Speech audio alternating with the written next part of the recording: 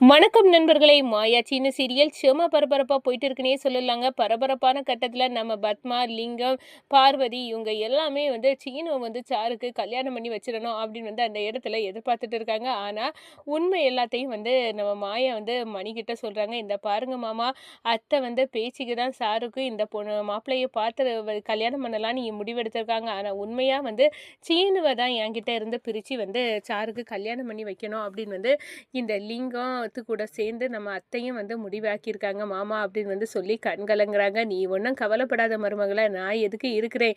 என் பையன் என்னை மீறி சாரு கழுத்தில் எப்படி தாலி கட்டிடுவான், அதெல்லாம் நடக்காது, நீ தைரியமாக இரு, நான் பார்த்துக்கிறேன் அப்படின்னு அந்த இடத்துல சொல்லிடுறாங்க. அதோட நம்ம மாயா பார்க்கலாம், நம்ம அத்தைக்கு திட்டம் எப்படியும் நடக்காது அப்படின்னு அந்த இடத்துல கங்கணம் கட்டுறாங்க. ஆனால் அதையும் மீறி நம்ம பத்மாவுக்கு ஏ சீனு, நீ இந்த சாரு கழுத்தில் இந்த மாலையை போட்டு விடண்டா அப்படின்னு சொல்கிறாங்க. எதுக்குமா நான் மாலையை போடணும், அவளுக்கு புருஷன் இருக்காம்ல, அவரை போட சொல்ல, புருஷனாட்டு இனிதானடா வர போறாரு, அதுக்கு முன்னாடியே அவர் எப்படி மாலையை போட முடியும், நீ போடுடா அப்படின்னு சொல்கிறாங்க. இதை கேட்டதும் ஓடி வராங்க நம்ம மணி. என்னடி நினச்சிட்டு இருக்க, நான் இருக்க நேரம் இங்கே என் பையனுக்கிட்ட வேற யாரையுமே மாலை போட முடியாதா, என் பையனை வச்சு தான் உனக்கு போடணுமா, ஏன் நீனே போட்டு விட்டுக அப்படின்னு அந்த இடத்துல செமையாக கொடுக்குறாங்க. இதை கேட்டதும் சாரு, நம்ம திட்டத்தெல்லாம் முறியடிக்க மாமா ஒத்தைக்கே போதுமா அத்தை அப்படின்னு நம்ம பத்மா கிட்ட சொல்கிறாங்க. ஆமாம், இந்த மனுஷனுக்கு வேறு வேலையை கொடுத்து எங்கேயாச்சும் அனுப்பிவிடணும், அப்போ தான் இந்த கல்யாணம் சீனு கூட உனக்கு நல்லபடியாக நடக்கும் அப்படின்னு முடிவெடுக்கிறாங்க பத்மா. அதை பற்றி தான் இந்த வீடியோக்குள்ளே பார்க்க போகிறோம். அதுக்கு முன்னாடி சேனலுக்கு லைக் அண்ட் சப்ஸ்கிரைப் பண்ணுங்கள் ஃப்ரெண்ட்ஸ். பக்கத்தில் இருக்க பெல் ஐக்கானையும் கிளிக் பண்ணுங்கள். அப்போ தான் நான் போடுற ஒவ்வொரு வீடியோவும் நோட்டிஃபிகேஷனாக உங்களுக்கு கிடைக்கும். வாங்க ஃப்ரெண்ட்ஸ், வீடியோக்குள்ளே போகலாம். ஃபஸ்ட்டு எடுத்த உடனே பார்த்தோம்னா செம அதிரடியான பரபரப்பு கட்டந்தாங்க. நம்ம மாயா அந்த ஜோசியரி இங்கே வராமல் தடுக்கணும், அவருக்கு நம்ம குட்டி எல்லாமே தெரிஞ்சிடும். இந்த மாப்பிள்ளை நான் பார்த்த மாப்பிள்ளை இல்லை அப்படின்னு உண்மையை எல்லாத்துக்கிட்டையும் உடைச்சிட போகிறாரு, அவரை எப்படியாவது இங்கே வரவிடாமல் பண்ணணும் அப்படின்னு நம்ம மாயா தில்லுமுள்ளு பண்ணுறாங்க. நம்ம மணிக்கிட்ட சொல்கிறாங்க, இந்த ஜோசியரை மாமா இங்கே வரக்கூடாமல் பண்ணிடுங்க, எதையாவது சொல்லி குழப்பிடுங்க அப்படின்னு எல்லாம் சொல்லி பண்ணுறாங்க. எந்த ஒருட்டல் மரட்டலுக்கெல்லாம் ஜோசியர் அசையலில், நான் வரதான் செய்வேன், இந்த கல்யாணத்தை நான் பார்த்துட்டு தான் போவேன் அப்படின்னு முடிவெடுத்துட்டாரு. அதோட பார்த்தோன்னா அந்த கட் அவுட்டில் இருக்க மாப்பிள்ளை பையனை பார்க்காரு. அடடா, நான் இவரை மாப்பிள்ளையாட்டு அனுப்பிவிடலை, எனக்கு தெரியாமல் இங்கே என்னென்னமோ நடந்திருக்கும் போல அப்படின்னு நினைக்கிறாங்க. அதோட லிங்கம் பத்மா கூட்டணிக்கிட்ட சொல்லுறாரு, இந்த பாருங்க, இந்த மாப்பிள்ளையை எங்கேருந்து பிடிச்சிங்க, என்னையா சொல்கிறீங்க, நீங்கள் பார்த்த மாப்பிள்ளை தானே இது அப்படின்னு சொல்கிறாங்க. நான் எங்கே பார்த்தேன், நான் பார்த்த மாப்பிள்ளை இது இல்லை, அது வேற அப்படின்னு சொல்கிறாங்க. அடடா, அப்போ யார் மாப்பிள்ளையை மாற்றிருப்பா, அப்போ இவன் லெட்டர் எழுதி வச்சுட்டு ஓட மாட்டான் போல இருக்க, இவன் நடவடிக்கையே சரியில்லை ஆரம்பத்துலேருந்து, அப்போனா இவன் சாரு கழுத்தில் உண்மையாக தாலி கட்டிட்டுனா என்ன நடக்க போகுதோ அப்படின்னு அந்த இடத்துல பயப்படுறாங்க. அதோட பார்த்தோன்னா எப்படியாவது இந்த திட்டம் மாயா தான் போட்டிருப்பா, நல்லாவே தெரியும். மாயா சாரு கழுத்தில் இவனை கல்யாணம் பண்ணி வச்சிடலாம் அப்படின்னு திட்டம் போட்டிருப்பா. ஆனால் இந்த திட்டத்தை முறியடிக்கணும்.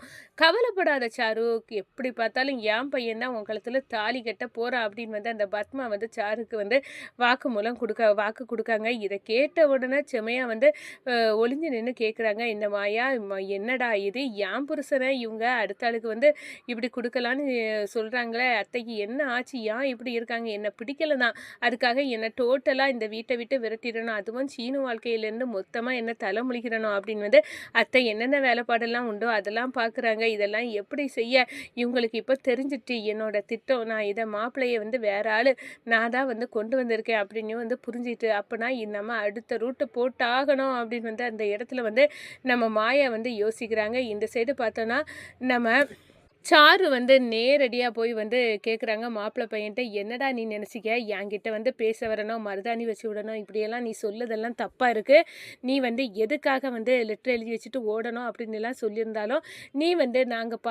நாங்கள் வர வச்ச மாப்பிள்ளை இல்லை, காசு கொடுத்து வர வச்ச மாப்பிள்ளை நீ இல்லை, அதனால் கண்டிப்பாக நீ ஓட மாட்டேன்னு இப்போ எனக்கு தெரிஞ்சிட்டு, உன்னை எப்படியாவது கடத்தணும்டா அப்படின்னு அந்த இடத்துல சொல்லுறாங்க. அதோட ஓடி போய் நம்ம லிங்கத்துக்கிட்ட சொல்ல ஆரம்பிச்சிட்டாங்க. இந்த பாரு அப்பா, எப்படியாவது சீனு இந்த வாட்டி நான் ஏமாற தயாராக இல்லை, என் காலத்தில் தாலி கட்டணும், அப்படி இருக்க நேரம் நீங்கள் இந்த மாப்பிள்ளையை கடத்திடுங்க அப்படின்னு அந்த இடத்துல சொல்கிறாங்க. என்னம்மா சொல்கிறா, ஆமாப்பா மாப்பிள்ளையை கடத்திடுங்க, அப்போ தான் மணமேடை வர ஏறின என் கல்யாணம், அப்படி நின்றுட்டு போனால் யாரை இனி தாலி கட்ட மாட்டா, அப்போ என் பையன் சீனு இருக்காமல, அவன் ரெண்டாவதாட்டு உன் கழுத்தில் தாலி கெட்டிக்கிடும் அப்படின்னு நம்ம ரகுராமையே சொல்ல வச்சு கல்யாணம் நடந்துடும்ப்பா அப்படின்னு அந்த இடத்துல சொல்கிறாங்க.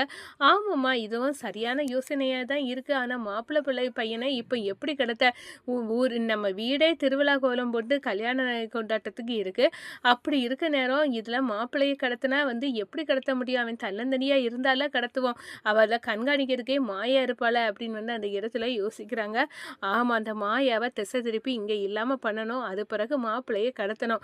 அப்போ தான் வந்து சீன மாமா என் கழுத்தில் தாலி கட்டுவாங்க. அதுவும் நான் வந்து சாரு கழுத்தில் வந்து தாலி கட்ட நேரம் இந்த மாயாவும் இங்கே இருக்கக்கூடாது.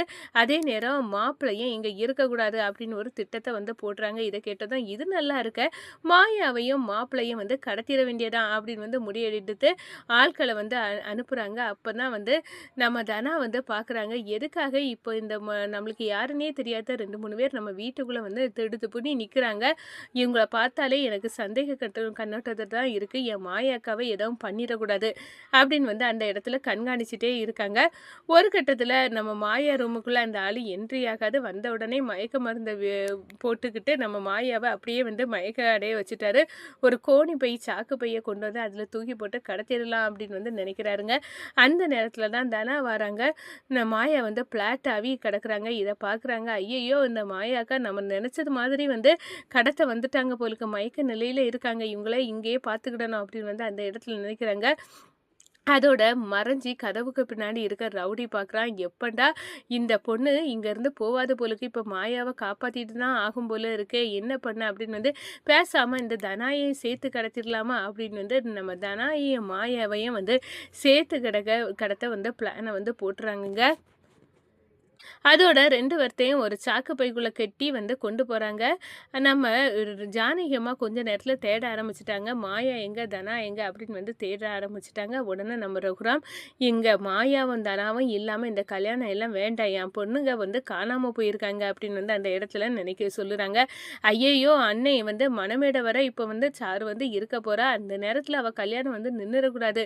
அதனால் வந்து இது நடக்கணும். அதனால் மாயாவை எல்லாம் 2வது தேடிக்கலாம், வேறு எங்கே போயிருப்பாங்க, இங்கே தான் இருப்பாங்க அப்படின்னு வந்து சொல்கிறாங்க.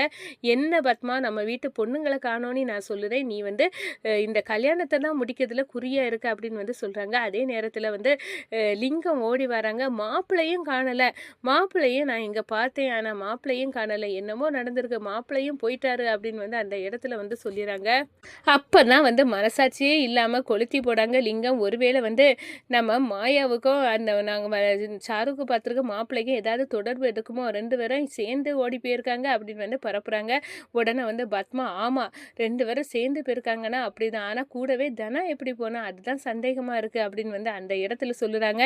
அப்போ தான் வந்து நம்ம மணி வந்து 5-6 போடுறாங்க. என்ன நினச்சிட்டு இருக்க பத்மா, நீ வந்து இப்போ இவங்களை கடத்தினதுக்கும் உனக்கும் சம்மந்தம் இருக்கும், எனக்கு நல்லாவே தெரியும், சொல்லு அப்படின்னு வந்து அந்த இடத்துல வந்து கேட்குறாங்க.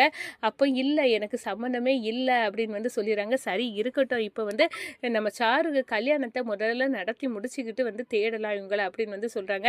அப்போ மாப்பிள்ளையே இல்லைன்னு சொல்கிறான். அதுக்கப்புறம் சாருக்கு எங்கேருந்து கல்யாணம் நடக்கும் அப்படின்னு வந்து சொல்ல நேரம், ஏங்க நம்ம பையன் சீனு இருக்காதானே, அவள் வந்து மாயா கூட வந்து ஓடி இருப்பான், அவன் நீங்கள் எல்லாம் பார்த்த மாப்பிள்ளை மாயா கூட ஓடி இருப்பானால அவன் வந்து போகட்டும், இப்போ வந்து நம்ம சாருக்கு வந்து சீனுவை வந்து கல்யாணம் பண்ணி வச்சிடலாம் அப்படின்னு வந்து குட்டை வெளிப்படுத்துகிறாங்க. இதெல்லாம் பார்த்த உடனே நம்ம ரகுராமுக்கு சந்தேகமே இல்லை, இது பத்மா இவங்களோட லிங்கம் இவங்களோட வேலை தான் அப்படின்னு வந்து அந்த இடத்துல நம்ம பத்மாவை அடித்து தவசம் பண்ணிடுறாங்க நம்ம ரகுராம்.